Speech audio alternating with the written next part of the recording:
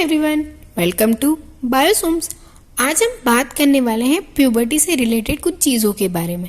First of all कि क्या होता है प्यूबर्टी, कब ये स्टार्ट होता है, इसकी वजह से क्या क्या चेंजेस आते हैं, क्या ये बेनिफिशियल है और क्या क्या इसके सिम्टम्स देखने को मिलते हैं। ओवरऑल हम आज बात करने वाले हैं कि प्यूबर्टी के कारण हमारी बॉडी में क्या फिजिकली चेंजेस दिखाई देते हैं, उन सारी चीज़ों के बारे में।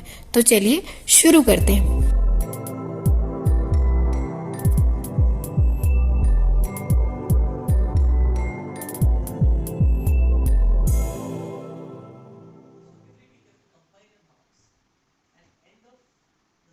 सबसे पहले हम ये जान लेते हैं कि प्यूबर्टी होता क्या है।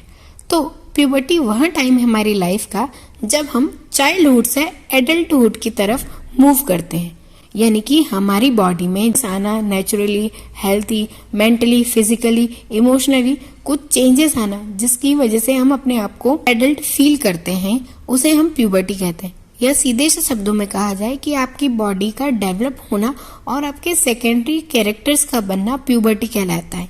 आपकी बॉडी के सेकेंडरी कैरेक्टर्स का होना यानी आपकी बॉडी में सेक्सुअल एक्टिविटीज का स्टिमुलेशन हो जाना और आपके सेक्स ऑर्गन्स का डेवलप हो जाना, ये मेनली प्यूबर्टी का साइन होता है। अब प्यूबर्टी में फिजिकल ग्रोथ और डेवलपमेंट होती है, साथ ही जो सेक्सुअल ऑर्गन में चेंजेस होते हैं उसे भी हम प्यूबर्टी में ही कंसीडर करते हैं। अब कब स्टार्ट होती है प्यूबर्टी?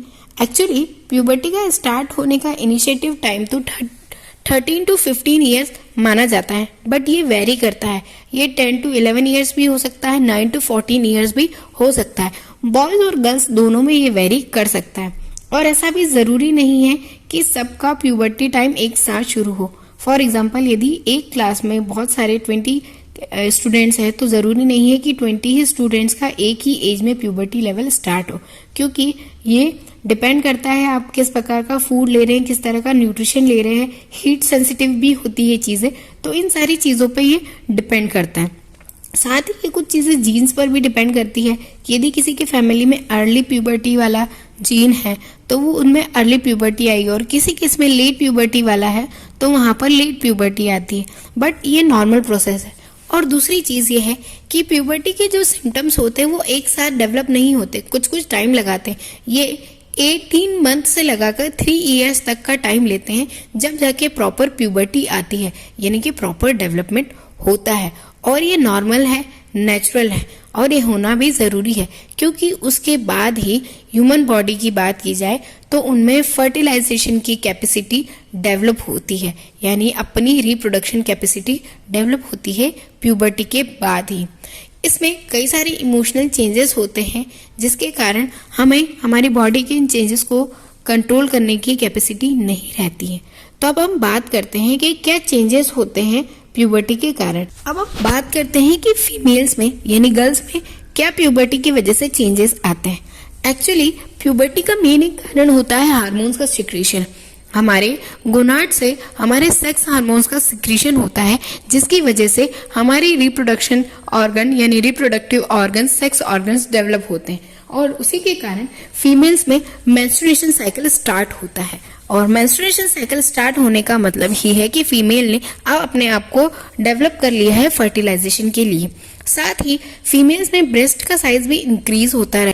ऐसा जरूरी नहीं है कि दोनों ब्रेस्ट का साइज सेम टाइम पर ही इंक्रीज हो, ये दोनों अल्टरनेटिव भी हो सकते हैं। सेकंड, हमने बात की कि जब मेंस्ट्रुएशन साइकिल स्टार्ट हो रहा है, यानी कि हमारे फीमेल रिप्रोडक्टिव ऑर्गन का डेवलपमेंट हो गया है, जिससे ओवम फॉर्म हो रहा है, और वही ओवम जब फर्टिलाइज नहीं हो पाता है तो पीरियड के फॉर्म में, ब्लड के फॉर्म में बॉडी से बाहर निकल जाता है।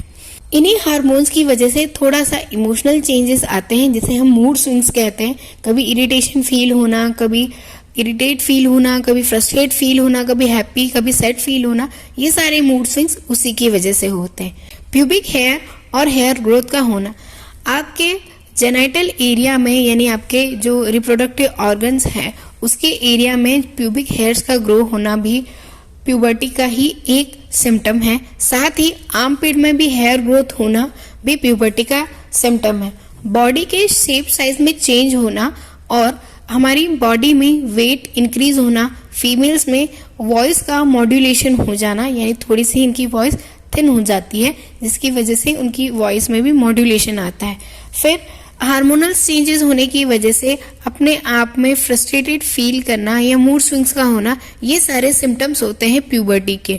अब ये टाइम टेबल या टाइम शेड्यूल्ड नहीं होता कि हाँ इसी एज में ही शुरू होगा। इसकी एज वेरी करती है और हर एक फीमेल में जो टाइम होता है प्यूबर्टी का वो अलग अलग होता है, और प्यूबर्टी के जो रिएक्शंस होते हैं वो भी सिमिलर नहीं होते, अलग अलग होते हैं। पेरेंट्स जिनके बेबी प्यूबर्टी की एज में आ गए हैं उन्हें इन चीज़ों पर थोड़ा ध्यान देना चाहिए कि वो अपने बच्चे अब एडल्टहुड में आने वाले हैं तो उन्हें इन चीज़ों की इन्फॉर्मेशन प्रॉपर मिले।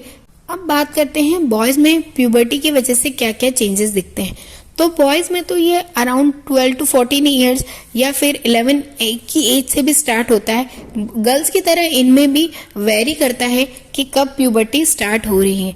सेम इनमें भी हार्मोन्स का सिक्रेशन होता है, जिसकी वजह से इनके रिप्रोडक्टिव ऑर्गन डेवलप होते हैं और रिप्रोडक्टिव ऑर्गन्स के साइज में भी इंक्रीमेंट होता है। जैसे फीमेल में ओवम का फॉर्मेशन होता था, वैसे ही मेल में स्पर्म का फॉर्मेशन होता है। मेल में प्यूबर्टी को देखने के लिए सबसे ज्यादा देखा जाता है इनमें फेशियल हेयर्स की ग्रोथ स्टार्ट हो जाती है, यानी बियर्ड आना, मुस्टेज आना, ये सारे सिम्टम्स हैं प्यूबर्टी के। और उसके बाद इनकी वॉइस में भी मॉड्यूलेशन होता है, यानी कि अब इनकी आवाज भारी होने लगती है। साथ ही प्यूबिक हेयर्स का ग्रो होना और जेनिटल ऑर्गन्स का डेवलप होकर साइज इंक्रीज होना। जिस प्रकार फीमेल्स में ब्रेस्ट का साइज इंक्रीज होता है, वैसे इनमें जेनिटल ऑर्गन्स का साइज इंक्रीज होता है। स्पर्म का फॉर्मेशन होना, हार्मोन्स की वजह से वही सारे इमोशनल सिम्टम्स, सैड या फ्रस्ट्रेटेड या मूड स्विंग होना, ये सारी चीजें नॉर्मल होती है। मेल और फीमेल दोनों में प्यूबर्टी के टाइम फिजिकल और बायोलॉजिकल चेंजेस होते हैं, जो कि फिजिकली इतने जल्दी नहीं दिखाई देते, इन्हें डेवलप होने के लिए टाइम लगता है, बट ये कंप्लीट डेवलप हो जाते हैं तब इनकी बॉडी इन्हें अडेप्ट कर लेती है और उसके साथ इनका टाइम चलता रहता है। फीमेल में जो मेंस्ट्रुएशन साइकिल का टाइम होता है उसे 15 to 50 ईयर्स माना गया है। अराउंड 30 to 40 ईयर्स ये साइकिल चलता है, यानी कि ओवम का फॉर्मेशन फीमेल बॉडी में एक लिमिटेड टाइम के लिए होता है, बट वहीं मेल में स्पर्म का फॉर्मेशन एक बार स्टार्ट हो जाता है तो ये लाइफ टाइम प्रोसेस चलती रहती है। मेल के जो हार्मोन्स होते हैं जो कि उनके सेक्स ऑर्गन से निकलते हैं उसका नाम है टेस्टोस्टेरोन। वहीं फीमेल्स के जो हार्मोन है उसका नाम है प्रोजेस्टेरोन।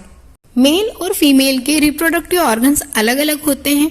वहीं जब बात की जाए ओवम की, तो ओवम एक अनमोटाइल या स्टेबल सेल होती है, और वहीं स्पर्म की यदि हम बात करें तो स्पर्म जो होता है वह मोटाइल सेल होती है, यानी कि वो मूव कर सकती है।